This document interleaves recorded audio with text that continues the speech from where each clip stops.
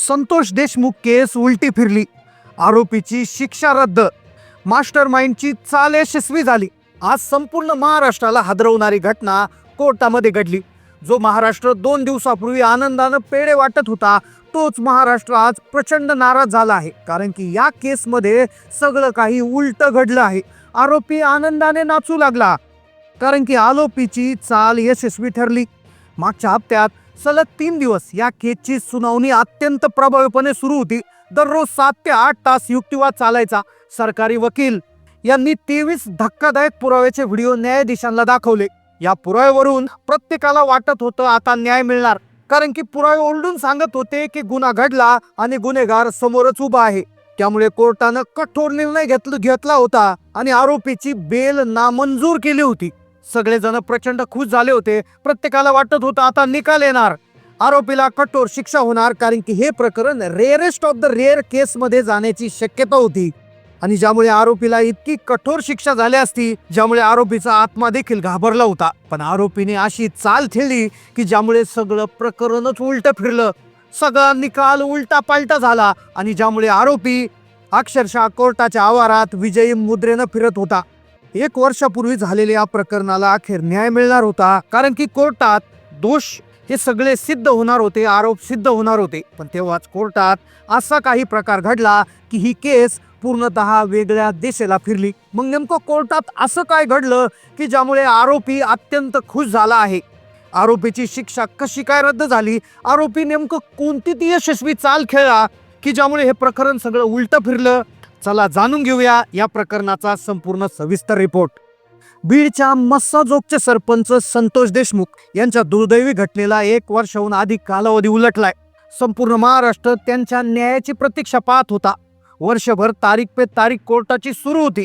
पण जेव्हा मागच्या हप्त्यात आरोपीने मुंबई हायकोर्टाच्या औरंगाबाद खंडपीठात जामिनासाठी अर्ज टाकला होता, प्रत्येकाला वाटलं की आता याला जामीन मिळेल, हा सुटेल. पण तब्बल 3 दिवस प्रचंड प्रखरपणे झालेल्या सुनावणीमध्ये कोर्टापुढे नवीन 23 व्हिडिओ दाखवण्यात आले आणि ज्यामुळे कोर्टानं असा फैसला घेतला होता की ज्यामुळे संपूर्ण महाराष्ट्र सुखावला होता. ज्यामध्ये आरोपीची बेल डायरेक्ट रद्द करण्यात आली होती. आरोपींच्या वकिलांना देखील सरकारी वकिलांनी अगदी पराजित केलं होतं. केस अशा वळणावर येऊन उभी राहिली होती की प्रत्येकाला वाटत होतं की आता पुढच्या तारखेला आरोपीला शिक्षा होणार, इतकी कठोर शिक्षा होणार. कारण की हे प्रकरण रेअरेस्ट ऑफ द रेअर केसमध्ये जाण्याच्या पायरीवर होतं. रेअरेस्ट ऑफ द रेअर केस म्हणजे अशी दुर्मिळ केस की ज्यामुळे अशी शिक्षा होते की ज्यामुळे आरोपी अक्षरशः चळाचळा कापू लागला होता. पण त्यानंतर घडलं असं ज्याचा विचार आयुष्यात कुणी केला नसेल. संपूर्ण महाराष्ट्र या घटनेमुळे आता अतिशय त्या ठिकाणी चिंतेत आलेला आहे. कारण आरोपीने 2 यशस्वी चाल खेळल्या. आरोपीने 2 असे डाव टाकले ज्यामुळे या प्रकरणाची सगळी हवास निघून गेली. आता काय होणार असा प्रश्न संपूर्ण महाराष्ट्राला पडणार. आता नेमकं कोर्टात असं काय घडलं? कोर्टामध्ये आरोपीने कोणते 2 डाव टाकले, कशी चाल खेळली ज्यामुळे ही शिक्षाच आता रद्द होते की काय असा प्रश्न निर्माण झाला. या प्रकरणाची सगळी हवाच कशी काय निघली हे जाणून घेण्यासाठी आपल्याला थोडंसं मागं जावं लागेल. पहा, बीडच्या मस्साजोगचे सरपंच संतोष देशमुख यांच्यासोबत जी दुर्दैवी घटना घडली, जिला वर्ष पूर्ण झालं. सुरुवातीला वाटलं होतं की ही केस दाबण्यात येईल, पण लोकभावनेचा रेटा इतका होता की पोलिसांना आणि प्रशासनाला झुकावं लागलं आणि ही प्रकरणाची केस आता हळूहळू सुरू होती. न्याय प्रक्रिया अतिशय महत्त्वाने प्रत्येक पुराव्यावर नजर ठेवत कठोर शिक्षा देण्याच्या टप्प्यावर आली होती. पण खरं या प्रक्रियेला वेग आला. मागच्या आठवड्यात औरंगाबाद खंडपीठात जेव्हा सुनावणी झाली तेव्हा संपूर्ण महाराष्ट्र थक्क झाला होता. वाल्मिक कराडच्या वतीने मोठे वकील उभे केले होते. त्यांनी असा भयंकर दावा केला होता की ज्यामुळे सुरुवातीला वाटलं की केस आता आरोपीच्या बाजूने निकाल लागतो की काय.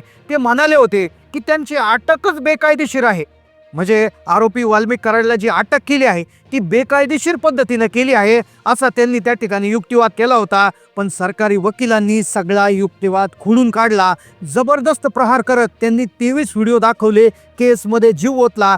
ते व्हिडिओ इतके भीषण होते की न्यायाधीशांना प्रकरणाची गंभीरता लक्षात आली आणि म्हणून कोर्टानं या प्रकरणाचा निर्णय देत ही बेल रद्द केली होती. पण तोपर्यंत सगळं व्यवस्थित होतं. महाराष्ट्र खुश झाला होता, कारण की केस रेअरेस्ट ऑफ द रेअरमध्ये गेली असती तर अतिशय म्हणजे या प्रकरणात सगळ्यांना अगदी जल्लोष केला असता. कारण की त्या दिवशी कोर्टात सुरुवातीला जे घडलं होतं त्याने अगदी डोळ्यात समाधानाचे अश्रू लोकांचे आले होते. पण आज आपण महत्त्वाच्या मुद्द्यावर येतोय, कारण की आज वेगळंच घडलंय. पहा, कोर्टाची जेव्हा कारवाई सुरू होते तेव्हा पुराव्यांवर काम चालत नाही, तिथे बुद्धीचा आणि कायद्याचा तांत्रिक बाबींचा खेळ चालतो. आणि आरोपीने खटल्याला टार्गेट करण्यासाठी प्लॅन तयार केला होता. लोकांना वाटत होतं न्याय प्रक्रिया जवळजवळ आली, आता शिक्षा होणार, बेल रद्द झाली, उद्या दोष त्यांचे सिद्ध होणार आणि त्यानंतर आरोपीला प्रचंड शिक्षा होणार. पण आरोपींनी एक वेगळाच प्लॅन तयार केला होता. तो प्लॅन त्यांनी ठरवला, प्लॅन त्या दिवशी केला, तो म्हणजे तो दिवस ज्या दिवशी आरोपांवर दोष निश्चिती होणार होती. पहा, बेल रद्द केली, दुसऱ्या दिवशी दोष निश्चिती होणार होती. आता दोष निश्चित जर झाले असते तर हा खटला वेगानं चालला असता. पण आरोपींच्या वकिलांनी अचानक अशा काही मागण्या केल्या की ज्याचा विचार सरकारी पक्षानं केला नव्हता. त्यांनी थेट या केसचे खांब अशी डायरेक्ट मोडून टाकले. आता त्यांनी दोन प्रकारे या केसची हवा काढली. एक म्हणजे या खटल्याला उशीर कसा होईल यासाठी त्यांनी एक चाल खेळली आणि दुसरी चाल या खटल्याला भरकटवण्यासाठी खेळली. दोन डाव त्यांनी टाकलेले आहेत, ज्यामध्ये पहिला डावात त्यांनी वारंवार व्यत्यय आणला. पुरावे एकीकडे ओरडून सांगत होते गुन्हा झाला, पण दुसरीकडे त्यांनी कायद्याच्या अशा पळवाटा शोधल्या की ज्यामुळे आता निर्णय घेण्यामध्ये अतिशय वेगळाच झाला. मग सगळ्यात महत्त्वाचा प्रश्न आहे की ती आरोपीची यशस्वी चाल नेमकं काय होती की ज्यामुळे अगदीच हे प्रकरण सगळ्याप्रमाणे उलटं फिरले. आता पहिली गोष्ट म्हणजे त्यांनी काय चाल खेळली आहे. पहा, पहिली चाल जी अत्यंत भयानक आहे की ज्यामुळे या प्रक्रियेमध्ये निर्णय लागायलाच प्रचंड उशीर होणार. पहिली चाल होती, त्यांनी सरकारी वकील उज्ज्वल निकम यांना या खटल्यातून हटवण्याची मागणी करणारा अर्ज कोर्टात दिला. आता उज्ज्वल निकम हे जे आहेत हे अजमल कसाबपासून खैरलांजीच्या प्रकरणापर्यंत आरोपीला नेहमी कठोर शिक्षा देण्यामध्ये त्यांचं प्रचंड मोठं योगदान आहे. आता आरोपीला माहिती होतं की उज्ज्वल निकम जर या प्रकरणात राहिले तर आपली शिक्षा ही फिक्स आहे, म्हणून त्यांनी त्यांना हटवण्यासाठी अर्ज केला. अर्जामध्ये कारण असं दिलं की उज्ज्वल निकम हे राजकीय पक्षाचे आहेत आणि राजकीय पक्षांवर त्या ठिकाणी त्यांचा संपर्क असल्यामुळे त्यांना हटवण्याची मागणी त्यांनी केली. आता ही मागणी खरं तर अतिशय त्या ठिकाणी धक्कादायक होती. पण दुसरी गोष्ट त्यांनी जी केली त्यामुळे या प्रकरणाची सगळी हवा गेली. दुसरी धक्कादायक घटना म्हणजे जेव्हा कोर्टात आरोपी सुदर्शन घुले याला बोलवण्यात आलं तेव्हा त्याने तिथे चक्कर येऊन पडल्याचं नाटक केलं किंवा त्याला चक्कर आली असं समजलं जातं किंवा सूत्रानुसार अशी माहिती आली की त्याने नाटक केलं आहे. पण यामुळे झालं असं, दोष सिद्ध होणार होते.